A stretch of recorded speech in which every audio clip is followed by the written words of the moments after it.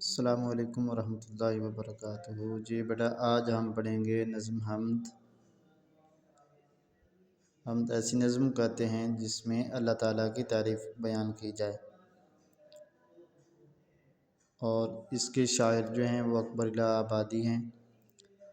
کل ہم نے اس کا مرکزی خیال اور الفاظ کے میننگ جو ہے وہ ہم نے لکھے تھے۔ آج ہم نثر اور مفہوم جو ہے وہ شروع کرتے ہیں۔ تو اس نظم کا پہلا شعر ہے: خدا کا نام روشن ہے، خدا کا نام پیارا ہے، دلوں کو اس سے قوت ہے، زبانوں کو سہارا ہے۔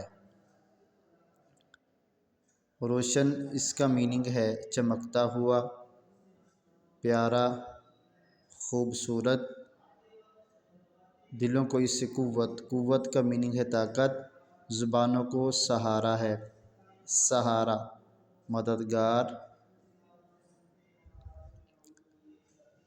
اس کی اب ہم نثر کریں گے کہ اللہ تعالیٰ کا نام روشن ہے اور اللہ تعالیٰ کا نام بہت پیارا ہے۔ اس نام سے دلوں کو قوت اور اچھی گفتگو کرنے میں مدد ملتی ہے۔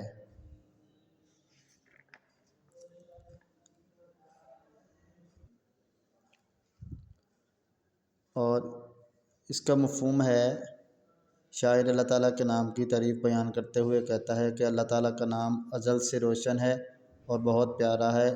یہ نام کائنات میں سب سے زیادہ لیا جاتا ہے کیونکہ وہ ہمیں پیدا کرنے والا اور اس دنیا کا بادشاہ ہے۔ ہمارے دلوں کو اس نام سے سکون اور اچھی گفتگو کرنے میں مدد ملتی ہے۔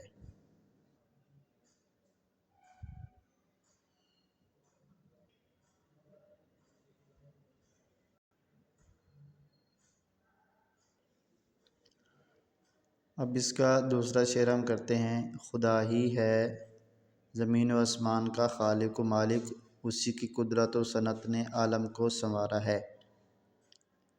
خالق پیدا کرنے والا، مالک حاکم کسی چیز کی ملکیت رکھنے والا۔ قدرت کا میننگ ہے طاقت، صنعت کاریگری یا پیشہ، عالم دنیا جہان، سنوارنا درست کرنا۔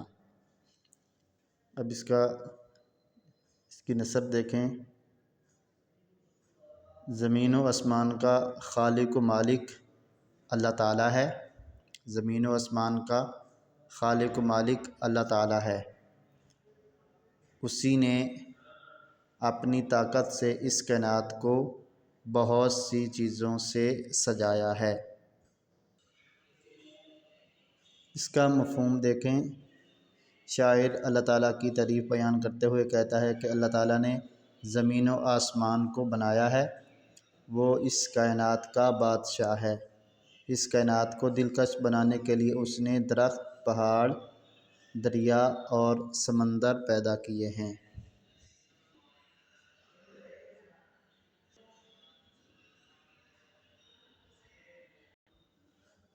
تو بیٹا آپ نے اپنے اس کام کو توجہ کے ساتھ سن کے اچھے طریقے سے اس کو یاد کرنا ہے، اور یہ اپنی کاپی پہ جو ہے وہ آپ نے نوٹ کرنا ہے۔